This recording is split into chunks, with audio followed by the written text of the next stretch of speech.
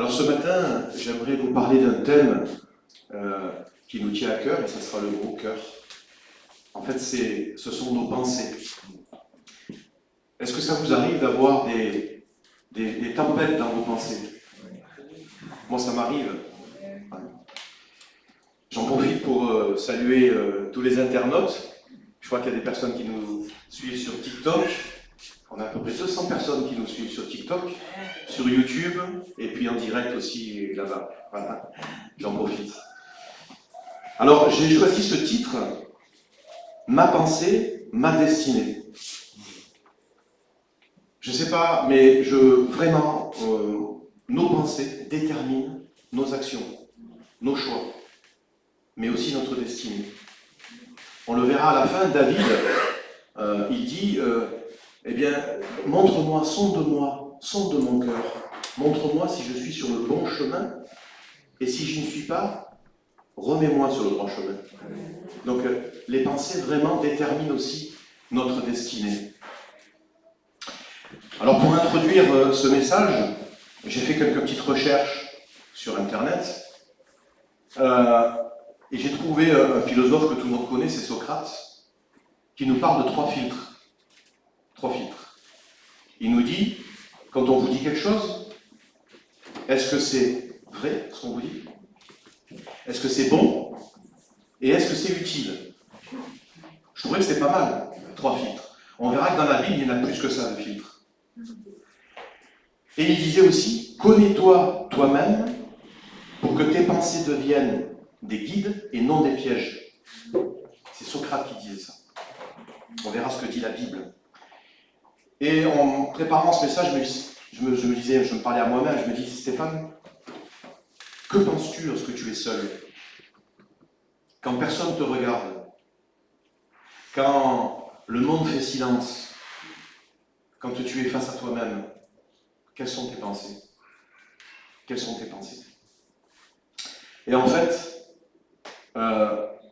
pourquoi c'est une question importante? Parce que notre vie suit la direction de nos pensées. Nos pensées dirigent notre vie. Dans Proverbe, chapitre 23, verset 7, il est dit « Tel un homme pense dans son cœur, tel il est. » C'est-à-dire, ce que nous pensons, c'est nous. C'est notre moi. C'est notre moi. Et lorsque je lisais, on lira tout à l'heure Philippiens au chapitre 4, verset 8, quand je lisais Philippiens, je me suis dit quand même, Paul, il est en prison. Il est emprisonné pour sa foi, et pourtant, il parle de joie, il parle de paix, il parle de confiance en Dieu et de paix intérieure. Waouh! Lui, il est pas... Enfin, je veux dire, tout ce qui est à l'extérieur ne touche pas son intérieur. Sa paix intérieure, il la garde. Et ça, vraiment, quand on le réalise, il n'y a que Dieu qui peut faire ça. Il n'y a que Dieu qui peut faire ça. Alors, l'importance des pensées, si tu peux juste avancer au troisième slide. Pourquoi c'est important? L'importance de nos pensées. Parce que nos pensées façonnent notre vision du monde. Nos pensées influencent nos émotions. Nos pensées dirigent nos choix.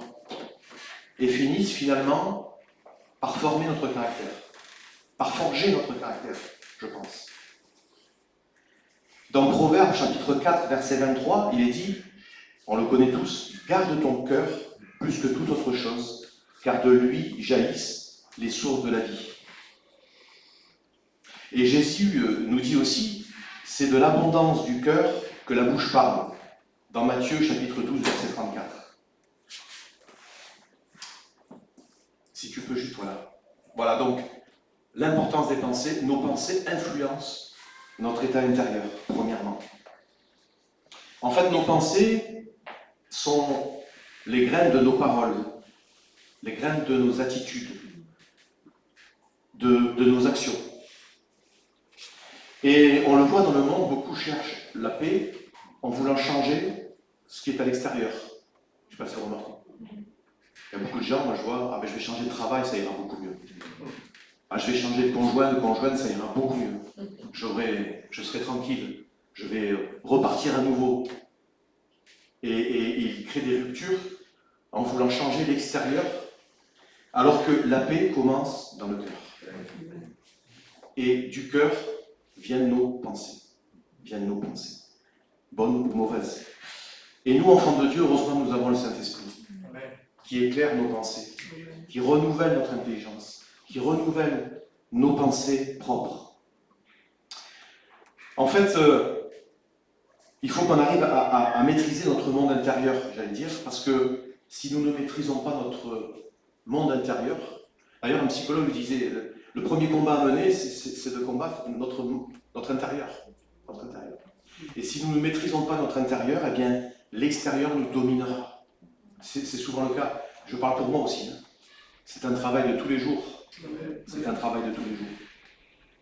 Les circonstances domineront sur notre intérieur et prendront le dessus sur nos vies.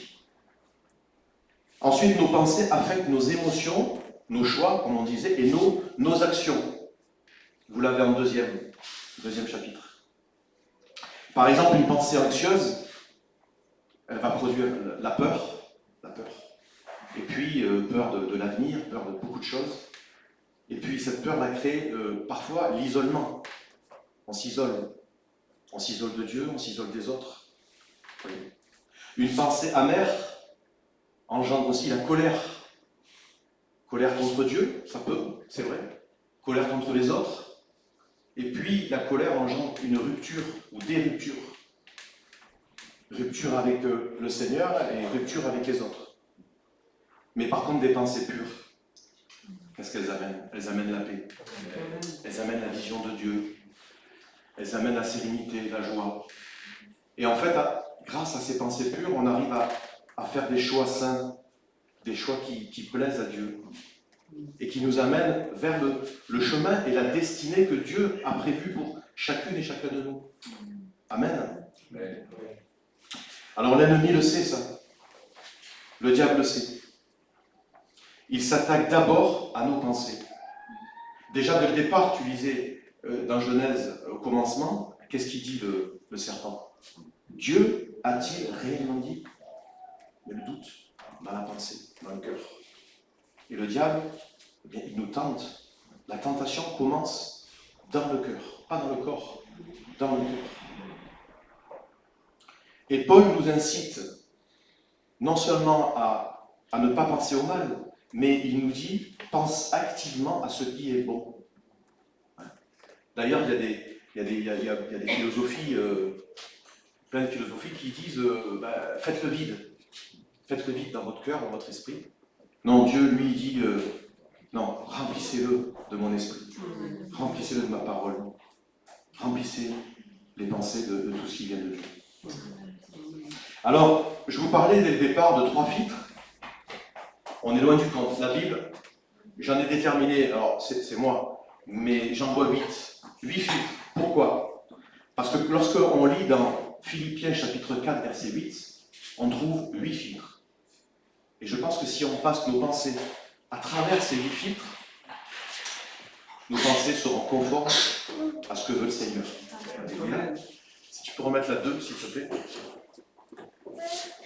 Voilà. Tout le monde connaît ça, hein, vos frères et sœurs, amis, vous connaissez ça. Au reste, frères et sœurs, hein, que tout ce qui est vrai, tout ce qui est honorable, tout ce qui est juste, tout ce qui est pur, tout ce qui est aimable, tout ce qui mérite l'approbation, s'il y a quelque vertu et s'il y a quelque louange, que cela soit l'objet de vos pensées. Donc là, nous avons ces 8 filtres où nous pouvons filtrer toutes nos pensées. C'est ce que nous demande le Seigneur, de remplir nos pensées de tout cela. Alors j'aimerais les passer un par un, on ne va pas rester trop longtemps dessus, mais on va un petit peu les développer ensemble. Donc premièrement, ce qui est vrai. Qu'est-ce qui est vrai? En fait, ce qui est vrai, c'est ce qui est conforme à la réalité de Dieu, et non pas au mensonge du diable, à l'accusation, aux accusations du diable. Ce qui est vrai pour Dieu, eh bien, c'est enraciné dans les Écritures, dans la parole de Dieu. Et il faut vraiment refuser les pensées mensongères que sont, par exemple, je ne vaux rien, Dieu m'a oublié, je prie pour rien, ce sont des mensonges. Dans la Bible, il est marqué tout le contraire. Amen. Alors, tout ce qui est vrai, Jean nous en parle dans le chapitre 17, verset 17, ta parole est la vérité. Donc ce qui est vrai, c'est la parole de Dieu. Et la vérité éclairera nos consciences et nos pensées. Donc il faut remplir nos pensées de la parole de Dieu qui est la vérité pour qu'on puisse penser tout ce qui est vrai. En gros. Mais n'oublions pas, qu'est-ce qui est vrai? Qui est vrai? C'est Jésus qui est la vérité. C'est lui qui est vrai. Donc il faut, ce qui est vrai, c'est une personne, c'est Jésus. Donc il faut vraiment se rapprocher de Jésus, avoir une intimité avec le Seigneur Jésus, pour que nos pensées soient vraies. Et lire sa parole, parce que ce qui est vrai vient de sa parole aussi. Jésus le dit lui-même dans Jean chapitre 14, verset 6, « Je suis le chemin, la vérité et la vie, nul ne va au Père que par moi. » Je suis le chemin, la vérité. Donc vraiment, quand l'apôtre Paul dit tout ce qui est vrai, ça vient de la parole de Dieu et de Jésus lui-même, puisqu'il est la vérité. Donc, il faut axer nos pensées sur ce qui est vrai. Ensuite, deuxièmement, tout ce qui est honorable. C'est ce qui élève et inspire le respect. C'est ce qui est digne de respect. Et donc, nous devons avoir un comportement qui reflète le respect pour Dieu, le respect pour les autres et le respect pour soi-même aussi. Il faut éviter les pensées basses, cyniques ou même vulgaires. Et en fait, ce sont des pensées qui honorent Dieu, qui honorent le Seigneur.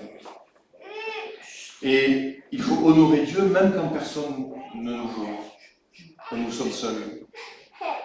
Ne pas avoir une façade sociale ou une réputation humaine, mais un caractère pur, intègre, humble, fidèle et enraciné dans la vérité. Donc, nos pensées doivent être tournées pour tout ce qui honore Dieu, tout ce qui est honorable et ce qui honore Dieu. C'est ce qui est important. Ça, c'était le deuxième filtre. Donc, bien se poser la question, est-ce que ce que je pense, est-ce que c'est vrai? Est-ce que c'est honorable? Troisième filtre, ce qui est juste. Ce qui est juste. C'est ce qui est droit selon Dieu, pas selon nos émotions. En fait, ce qui est juste, c'est ce qui est droit, équitable, intègre. Ce qui est vraiment juste, c'est ce qui est conforme à la justice divine. Pas notre propre justice. Parce que la justice divine, elle est immuable, toujours enracinée dans la vérité, cette vérité éternelle. Il faut que ce que l'on pense soit en accord avec la justice de Dieu. Non pas influencé par nos intérêts, nos vengeances, nos émotions, notre culture peut-être aussi. Nous n'avons pas toutes les données pour porter un jugement, pour juger quelqu'un ou juger une chose. Dieu, il est la justice en fait. C'est lui la justice. Donc il est juste, il est parfait. Donc on doit lui confier nos pensées. Dès qu'il y a une pensée mauvaise qui n'est pas juste envers une personne, pourquoi pas, on doit la soumettre à Dieu. Lui, il est le juge parfait. C'est lui la justice. Donc pour que nos pensées soient justes, il faut lui remettre toute la justice à lui. Parce que lui est impartial et il connaît toutes choses. Amen. Ensuite, le quatrième filtre, tout ce qui est pur. Tout ce qui est pur. En fait, c'est ce qui n'est pas souillé. Et la pureté commence aussi dans le cœur de chaque être humain. Ce n'est pas une apparence, mais la pureté, c'est une disposition de cœur. C'est un désir d'honorer Dieu dans nos pensées, dans nos intentions, dans nos désirs. Donc, se garder pur, c'est une séparation d'avec le mal, j'allais dire. C'est refuser toute forme de compromis avec le péché. La convoitise, l'orgueil, la colère, surtout notre colère humaine, elle est souvent injuste. Pas toujours, mais elle est souvent injuste. Mais aussi toutes les pensées impures que nous pouvons avoir aussi. Être pur, c'est vivre à part pour Dieu, avec une conscience nette devant lui. Alors là aussi, on pourrait se poser la question, quelle pensée tolères-tu dans ton cœur? Quand tu vas sur Internet, par les internautes, il y a tout le monde parce qu'on retrouve sur Internet. Quelle pensée tolères-tu dans ton imagination? Je me pose la question aussi. Il est dit dans Matthieu chapitre 5, verset 8, « Heureux ceux qui ont le cœur pur, car ils verront Dieu. » Vous avez envie de voir Dieu? On a envie de voir le Seigneur. Aujourd'hui, on a les prémices, on a un avant-goût. Heureux ceux qui ont le cœur pur, car ils verront Dieu. Donc, nos pensées doivent rester pures. Ensuite, le 5e filtre, tout ce qui est aimable. On n'a pas affaire toujours à des gens aimables. Hein. Donc, c'est dur de rester aimable des fois, dans nos pensées.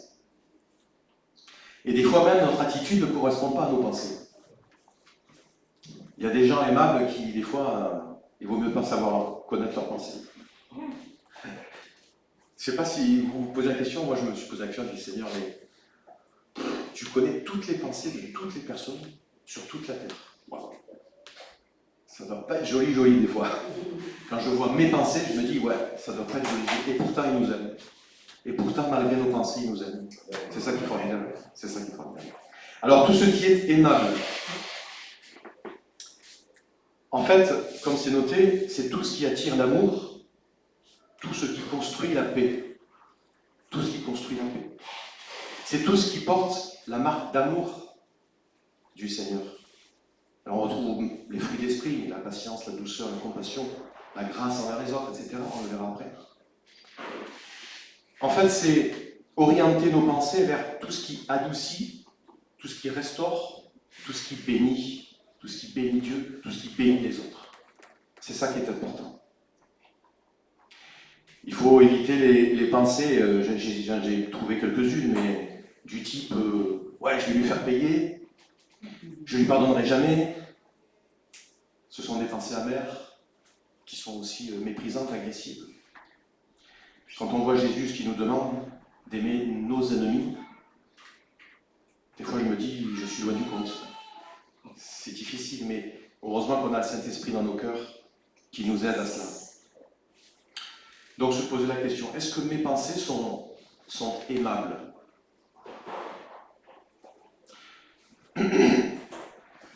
Ensuite, 6e filtre, ce qui mérite l'approbation. Ça veut dire qu'il faut qu'on puisse diriger nos pensées vers ce que Dieu approuve. Qu'est-ce que Dieu approuve? Et se poser la question, Seigneur, ma pensée, est-ce que tu l'approuves? Est-ce que ça te plaît, ce que je pense là? Est-ce que cette pensée, ce projet, cette réaction que j'ai eue, ces paroles que j'ai données, est-ce que tu les approuves? Est-ce que tu les approuves, Seigneur? Est-ce que ça mérite ton approbation?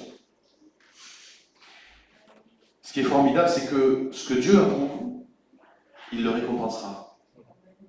Pourquoi? Parce qu'il est dit dans Matthieu chapitre 25, verset 21, « Bon et fidèle serviteur, entre dans la joie de ton Père, de ton Maître. » Alléluia. Moi, c'est ce que je veux entendre aussi. Hein. Et dans les psaumes, il est dit, chapitre 1, verset 6, « L'Éternel approuve la voie des justes. » Et nous sommes justifiés par le sang de Jésus. Alléluia. Dieu nous voit juste à travers le sang de Jésus.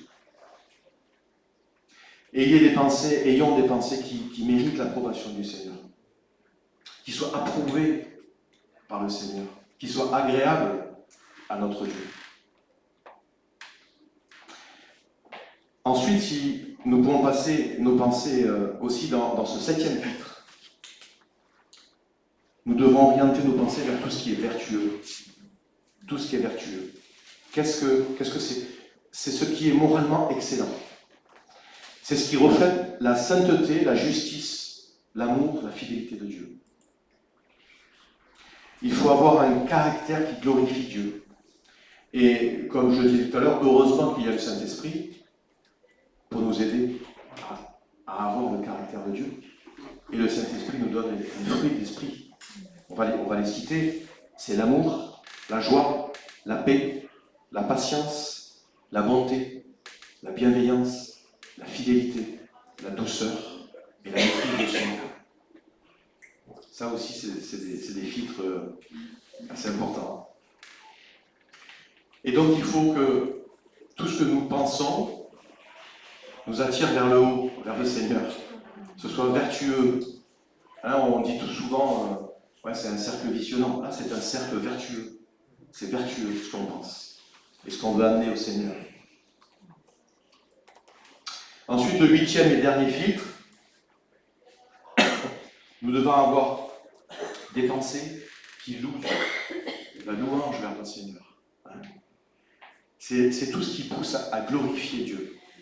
Avoir une vie digne de louange.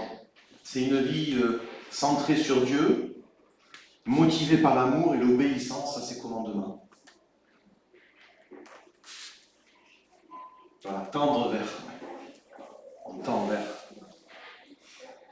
Et je pense vraiment qu'en louant Dieu, on forme une mentalité d'enfant de Dieu. On forme une mentalité du royaume de Dieu. En louant le Seigneur, on n'est pas dans une mentalité du monde. Le monde a sa mentalité, on a changé de mentalité. Et de louer le Seigneur, d'adorer le Seigneur, ça nous permet d'avoir cette mentalité du royaume de Dieu, qui nous permet de voir et de comprendre sa parole quand on la médite. On se tourne vers Dieu. Là aussi, on peut se poser la question, est-ce que mes pensées m'amènent à l'adoration ou à la plainte? Est-ce que mes pensées m'amènent à l'humilité ou à l'orgueil? Est-ce qu'elles m'amènent à murmurer ou à remercier Dieu? Je vous laisse répondre.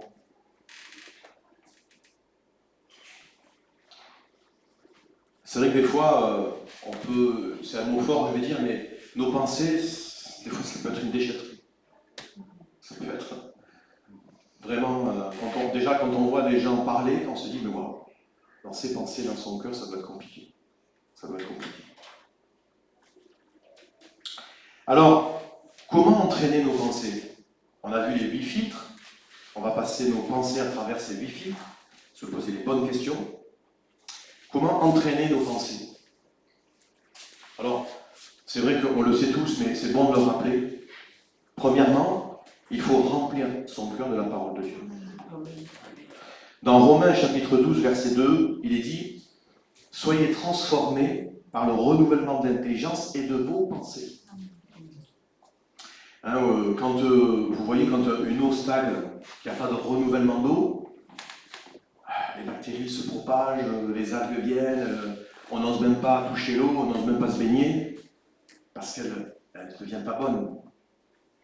Et si on ne renouvelle pas nos pensées, si on rumine parfois dans des mauvaises pensées, c'est pas bon pour notre destinée, c'est pas bon pour notre cœur, c'est pas bon pour notre relation avec Dieu, et c'est pas bon pour notre relation avec les autres. Donc il faut méditer la parole de Dieu chaque jour, bien évidemment. Je pense même des fois qu'il faut même mémoriser quelques versets. Peut-être le matin ou le soir, lire et puis capter un verset, se le remémorer toute la journée. Et parfois, j'essaie de le faire, et des fois ça correspond vraiment à ce que j'avais besoin dans la journée d'entendre, de repenser à ce verset-là que nous avons eu le matin. Ça aussi, c'est bien. Et puis, effectivement, laisser la parole être son filtre, le filtre de ses pensées. Ce qui est bien, c'est que Jésus, il veut venir régner dans nos pensées. Il n'est pas au dehors. J'allais dire, il vient dans notre quartier général. Il vient au-delà. Il ne reste pas dehors, le Seigneur. Et c'est notre cœur. Notre quartier général, c'est notre cœur qui délivre des pensées. Et lui, même si des fois, il peut y avoir des déchets dans nos pensées, lui, il vient, il fait le tri, il met de l'ordre, il remet tout en place, toutes nos pensées, et il nous remet des pensées renouvelées en lui. Dans le psalmiste, dans le psaume 80, chapitre 92, verset 6, il dit que tes œuvres sont grandioses, éternelles, que tes pensées sont profondes. L'insensé n'y connaît rien, le sot ne peut les comprendre. On a envie de connaître les pensées de Dieu. Le sot, lui, il ne comprend pas. Mais nous, on veut être intelligent dans le Seigneur. Et un homme intelligent, c'est celui qui cherche Dieu. C'est celui qui cherche Dieu. Ensuite, deuxièmement, il faut prendre chaque pensée captive. On peut le lire dans 2 Corinthiens chapitre 10, verset 5. Nous renversons tout ce qui se dresse orgueilleusement contre la connaissance de Dieu. Nous faisons prisonnière toute pensée pour l'amener à obéir au Christ. C'est une action de notre part quand même. On doit la prendre, cette mauvaise pensée, la rendre prisonnière et l'amener à obéir au Christ. Quand une pensée mauvaise arrive, il ne faut pas la nourrir, l'alimenter sans cesse. Il faut que nos pensées glorifient Dieu. Il faut vraiment rejeter les pensées qui viennent du diable, parce qu'il nous attaque, dire non, je refuse. Seigneur, tu es mon avocat, l'accusateur, lui, il va me défendre. Hein?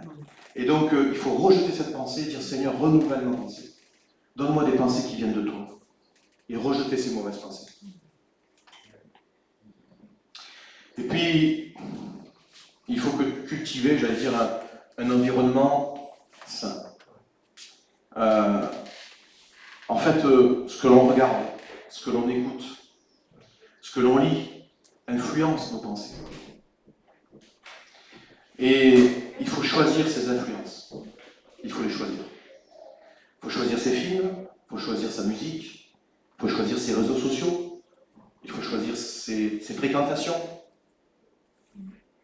Et du coup, c'est quand même un filtre conséquent.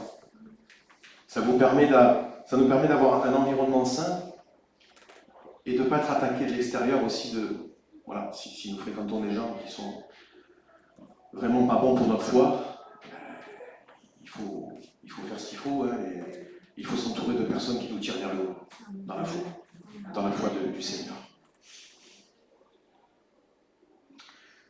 J'avais noté quelques applications pratiques pour que ça ne reste pas que des paroles.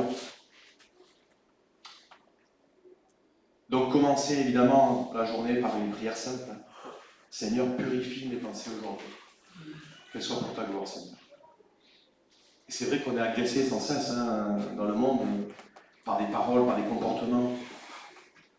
Mais il ne faut pas que ça vienne affecter nos pensées, notre cœur.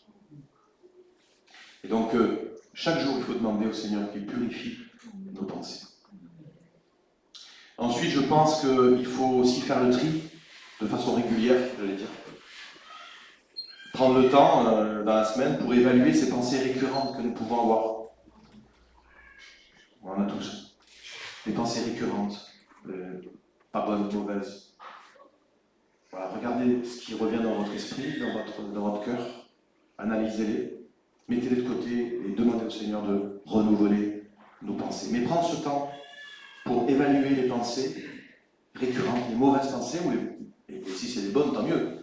Mais ces pensées récurrentes qui viennent sans cesse, vous savez, comme ce marteau qui vient dans tes clous, petit à petit, petit à petit, petit à petit. Et puis, effectivement, voilà, entoure-toi de frères et sœurs qui te tirent vers le haut. Parlons de ce qui touche le Seigneur. Parlons de sa parole, ensemble. C'est ce qui nous édifiera. C'est ce qui nous donnera la paix. Il faut qu'on change notre alimentation mentale et spirituelle. C'est ça, en fait. Tout ce qui rentre dans notre cœur, tout ce qui alimente notre cœur,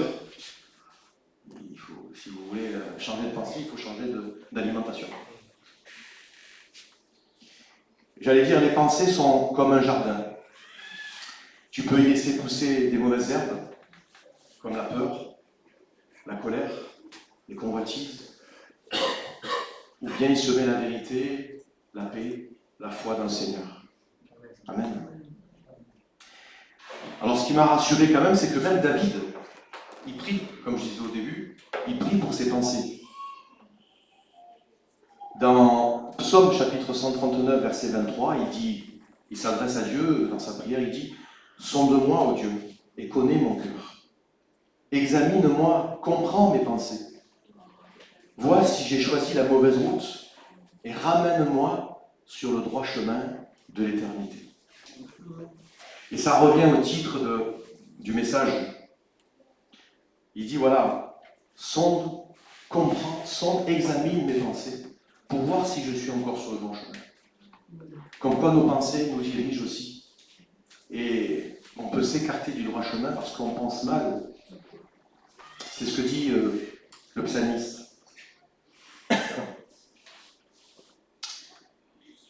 Alors pour conclure, j'avais trouvé une phrase en lisant là, dans un livre. Je trouvais ça bien. Une pensée entretenue devient un désir. Un désir devient une intention. Une intention devient une action. Et une action répétée devient une habitude. Et une habitude forge notre caractère. Et modifie notre caractère. Je trouvais ça vraiment, c'est très parlant aussi. C'est pas dans la Bible, mais c'est très parlant. Voilà, donc frères et sœurs, changeons notre alimentation spirituelle, notre alimentation mentale, tout ce qui rentre dans nos cœurs. Préserve ton cœur plus que toute autre chose.